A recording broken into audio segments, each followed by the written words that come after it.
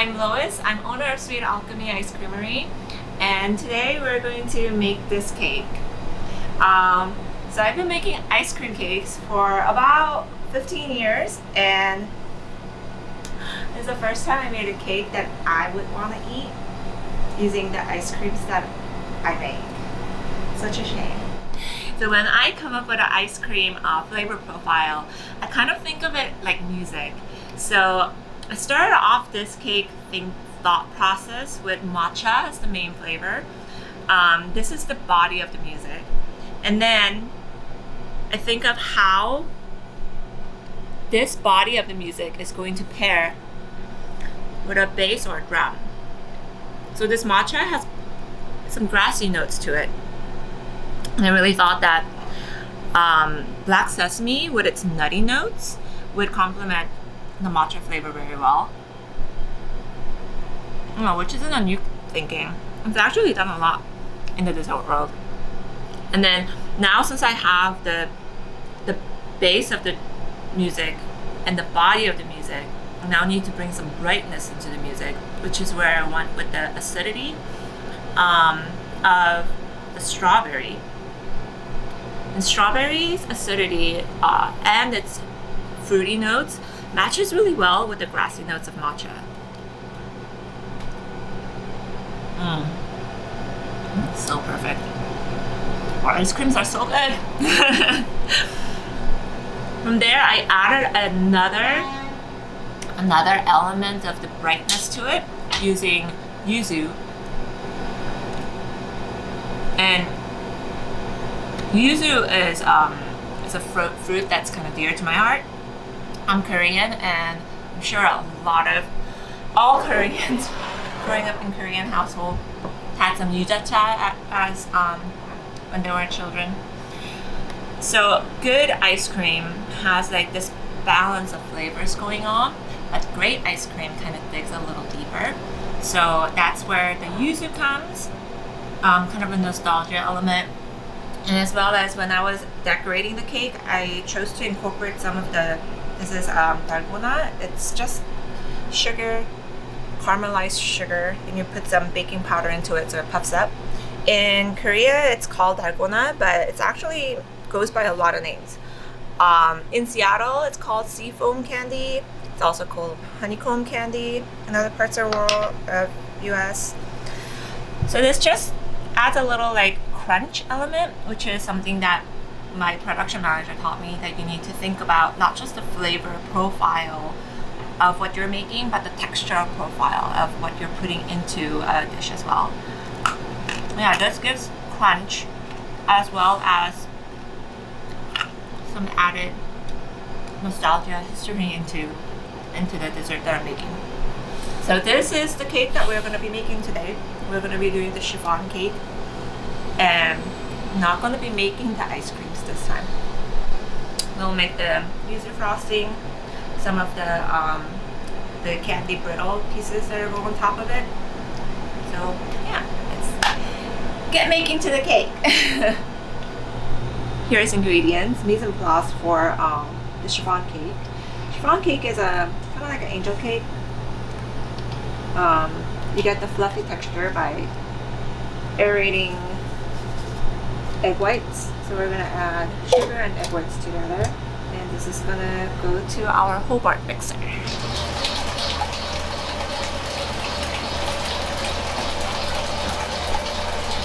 It's gonna be mixing for a while.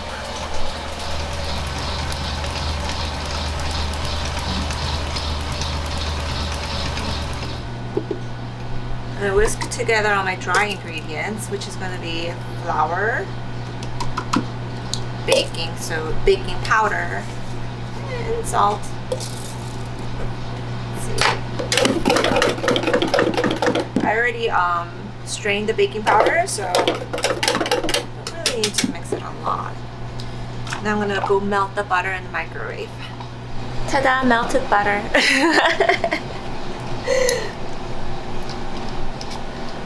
Combine it with the black sesame paste. So for this round, I'm using this black sesame paste. Bought it off Amazon.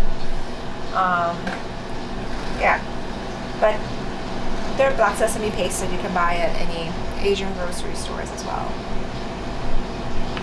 Cool. So I've got my dry, and I've got my oil, my fats ready.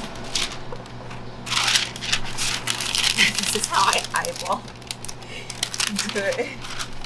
I think I'm gonna fold it into thirds. Yep. So the single batch of chiffon cake that we're making is going to make 6 1-inch cakes.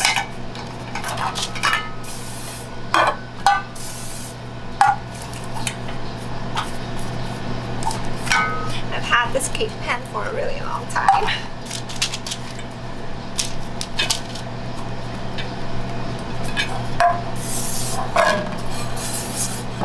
So they're not perfectly lining the bottom, but it's enough to release the cake in a whole piece.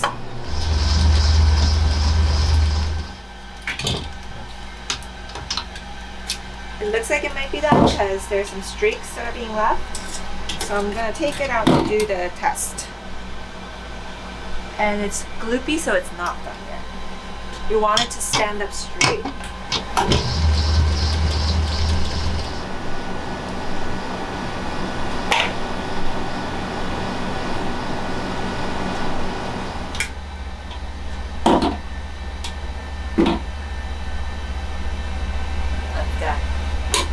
We have the fluffed up meringue right now. Add our dry ingredients. But I'm just gonna add the whole thing.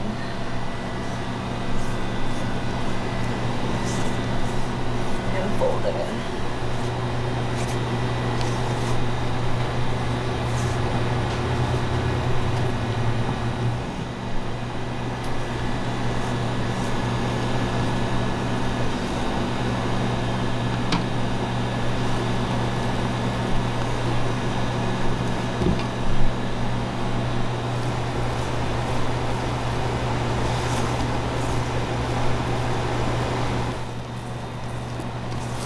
I have no idea how many grams it should be, but I want them all to be equal. So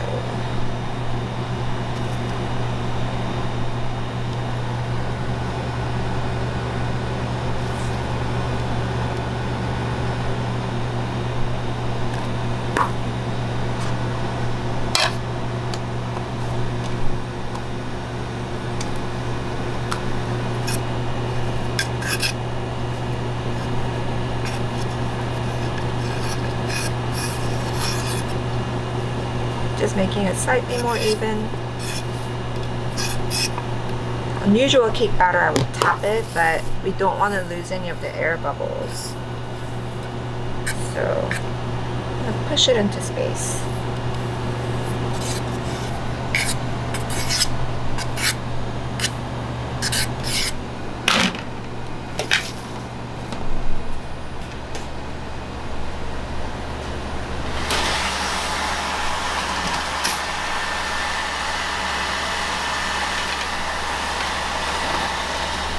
Now we wait. It's 8 minutes, flip, and then another 8 minutes.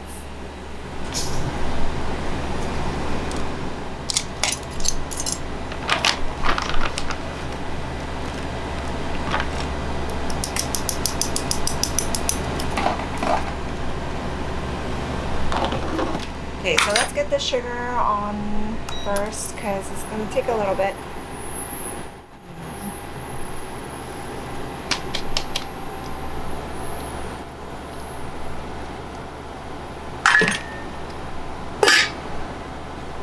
Don't open it.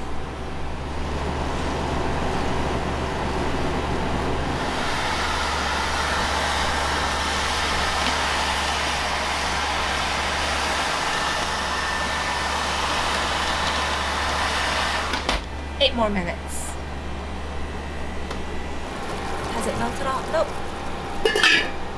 We're waiting for all the sugar to melt. And we want them to melt gradually. That's why we put in some extra water in it.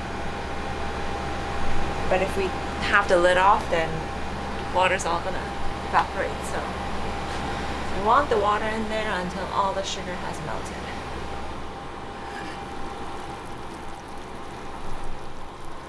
Now we're gonna wait for the slightest change of color. Oh, right there, it's changing color.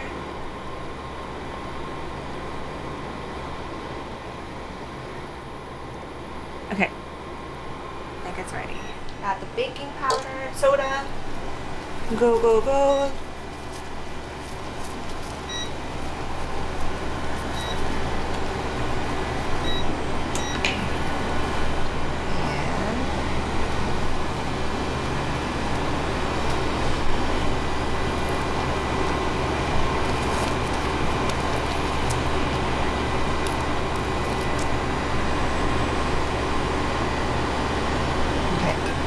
Before it sets, I'm going to do this.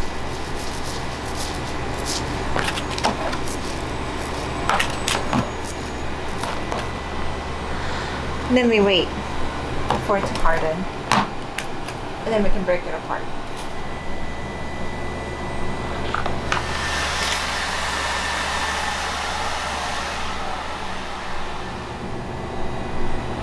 Let it sit for about 10 minutes and then trim it. Wrap it up, put it in the freezer. I need to pack the ice creams.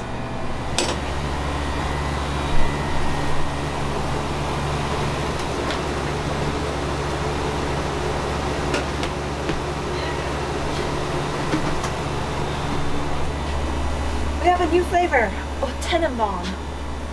I'll give you a sample. It's so pretty.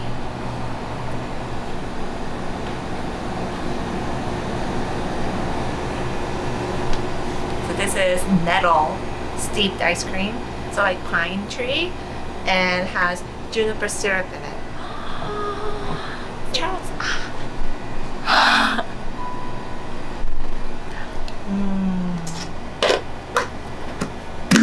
Isn't that amazing? Yeah. And it lingers. Like the juniper. Wait for it. After it disappears from your mouth, the juniper will come up.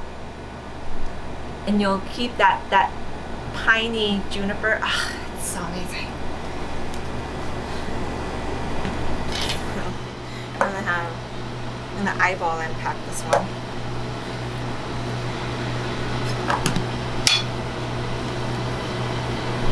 When the ice cream is made, it already has the perfect amount of air incorporated into it. So the more you touch it, you're gonna be changing the texture of it. So your goal is to gently place it and make sure there's no big air bubbles. But other than that, try not to touch it too much.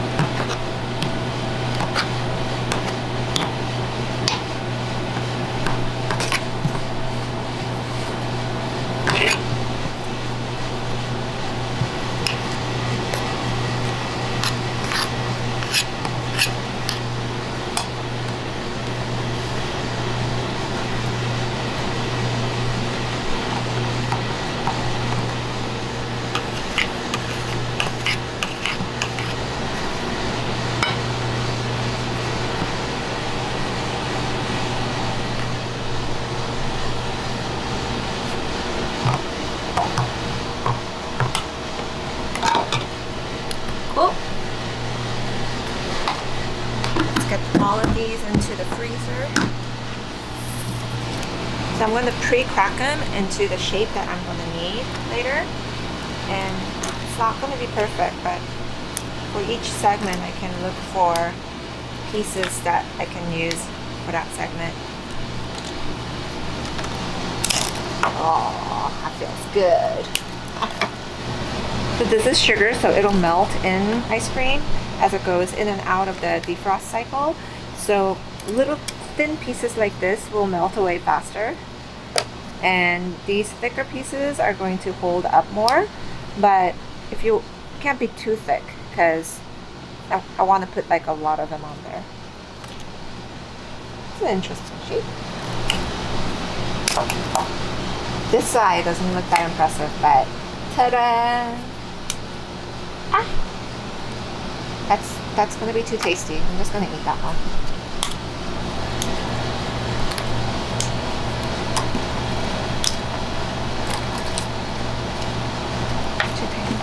So there we are. We'll use this on the cake decoration tomorrow. And this is for snacking.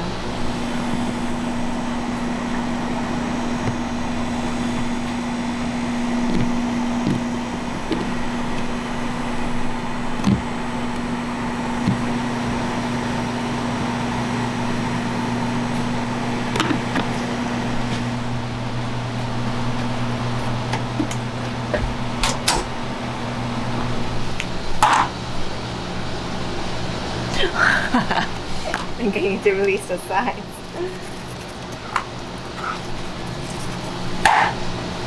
Very good.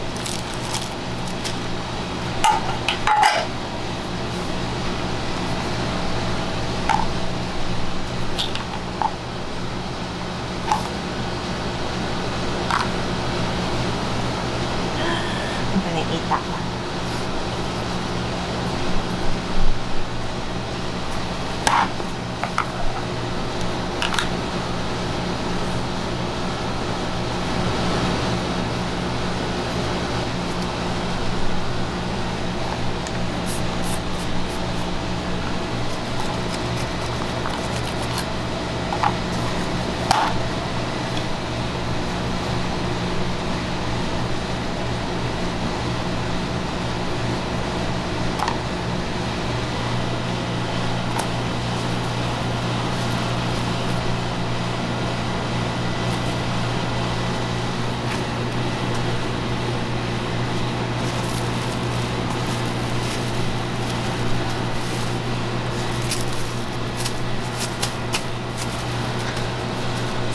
Black sesame chiffon 1-inch cakes with a base of an ice cream cake, and sit in the freezer overnight, and tomorrow we're going to assemble them all.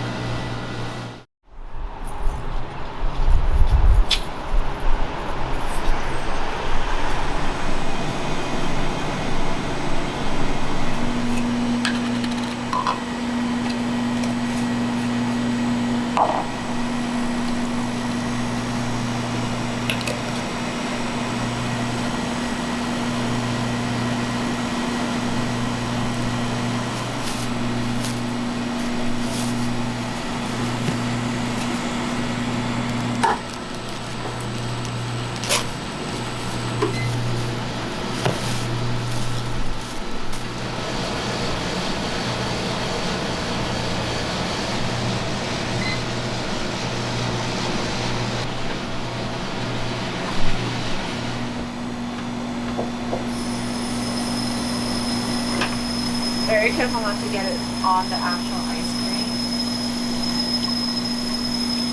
So I always have it tilted towards like 45 degrees towards that. The water will run off on the other side. Keep on doing this until ice cream kind of like loosens up inside.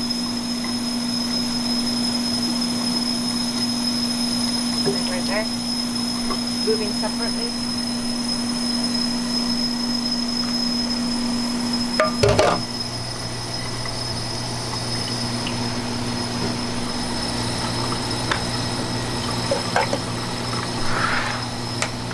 And 160 to 600. Oh.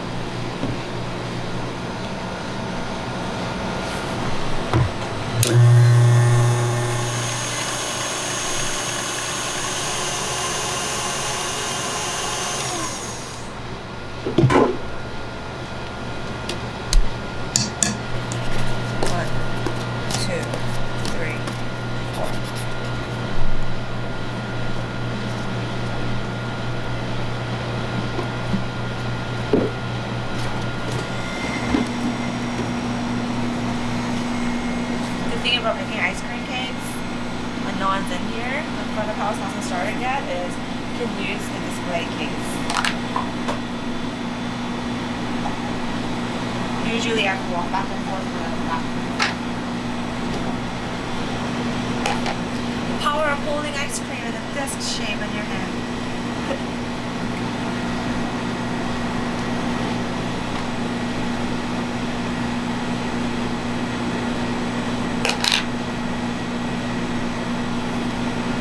Okay, they all have matcha in the middle, strawberry on top.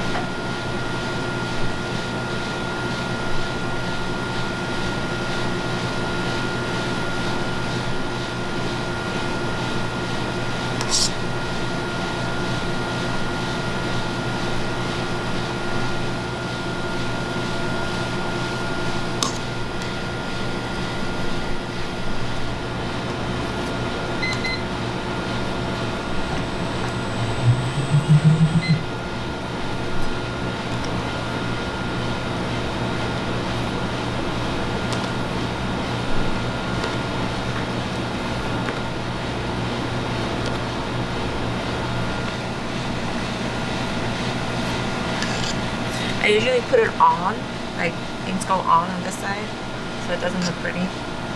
It's like when you carve it away, it's when it becomes pretty.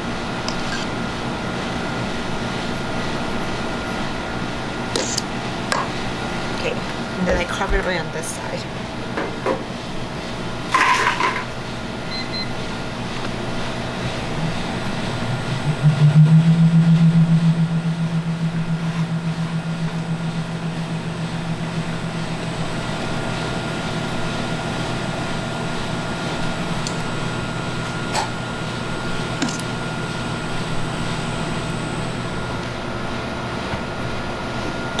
But because the yuzu frosting has like pieces of yuzu actually in it, it's like impossible to get it completely smooth. But I actually kind of like it. I use that in the aesthetic.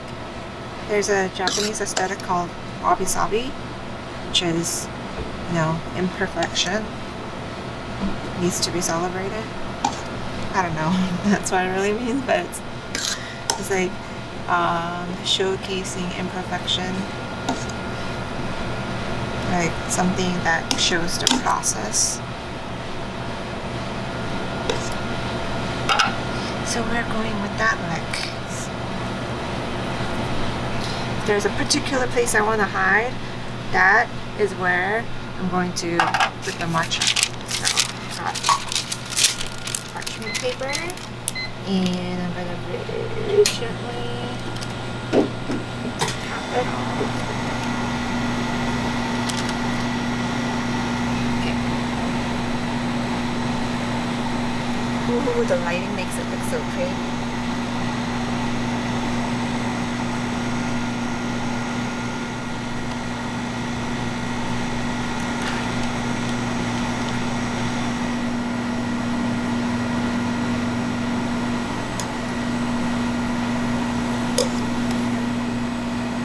If it's not perfect, that's fine. Oh, but you do want to get some of the matcha dropped off on the tape circle.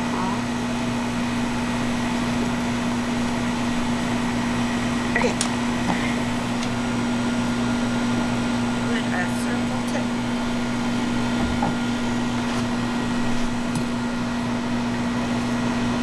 And I usually go 1, 2, 3, then between.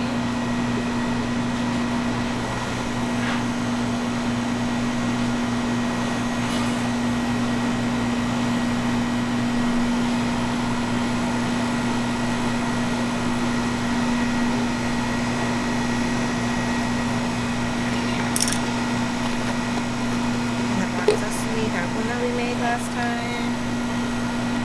So this is the front of the cake. It's always the front of the cake.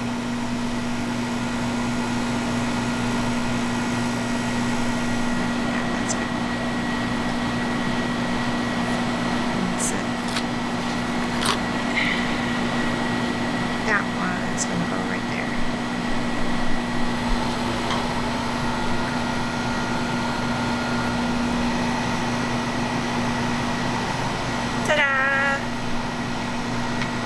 there's one element I forgot to put in there, but that needs to defrost, so. Okay, cake number 2.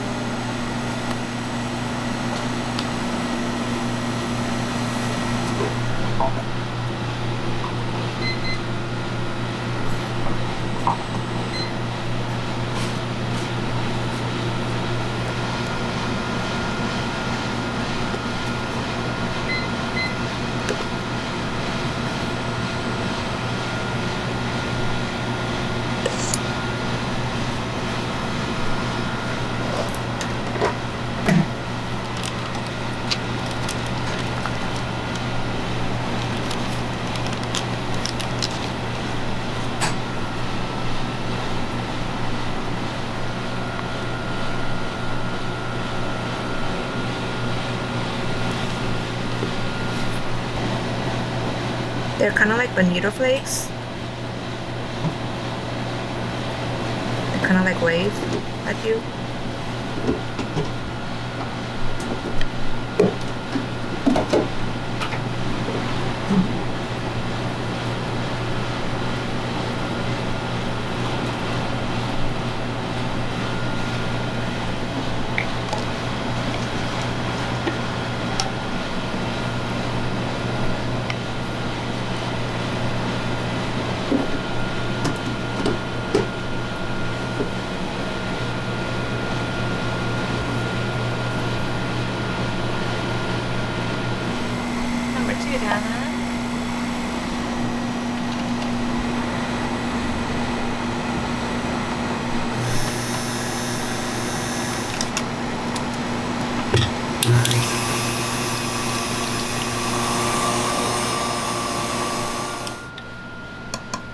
Like you have to kind of like splatter it on because you don't want air pockets in there.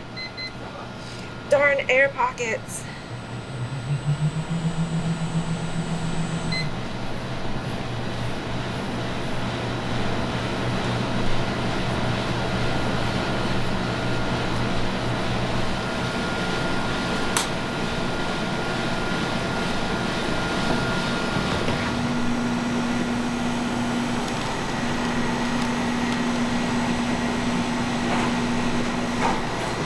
Is that too much? Yeah, I think that's too much.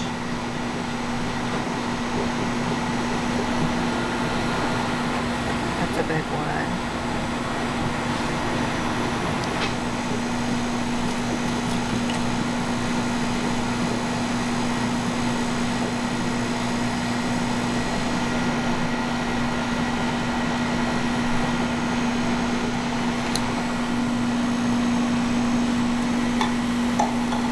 Inside of a chiffon cake, because it's so aerated, looks kind of mossy and rock-like. One cake that all the chefs were making was called microwave sponge cake. Tasted like shit, but it looked really cool.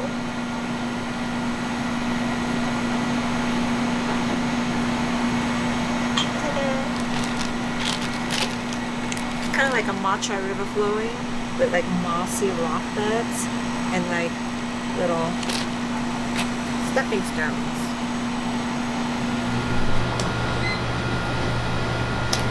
Darn it. Limitations on ice cream cake is you have like maximum 25 minutes to decorate. And sometimes I get customers asking me if I can make like a forest scene on an ice cream cake, and I'm like, I basically have like 3 minutes to decorate. If I can put anything on the cake within 3 minutes, then I can do it. But and also know the characters, because trademark is a thing. So I have to pick all the low spots, because I can always take away, but if I want to add, you could disrupt the whole thing.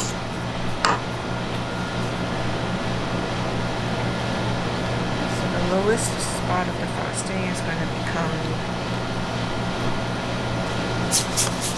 the highest spot of the whole cake. Depending on how frosting is working that day, I want to use a metal spatula because it gives me a cleaner edge.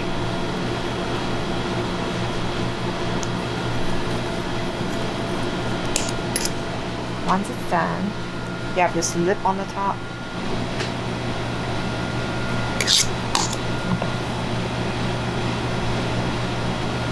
And this too, whatever edge is the lowest, is going to become your edge. So let's see how far I can go. I can go a little more. Because I'm going to clean up this edge. And now I have to take everything down to that height.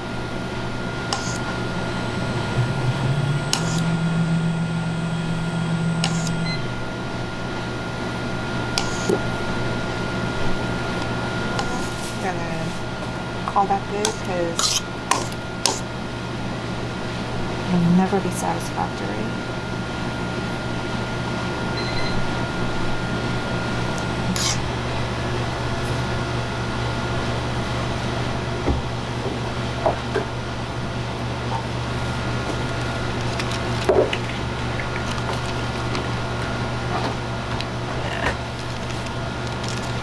That's a big dimple.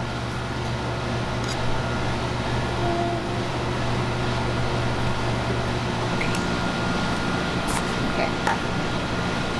Come on, gold flake.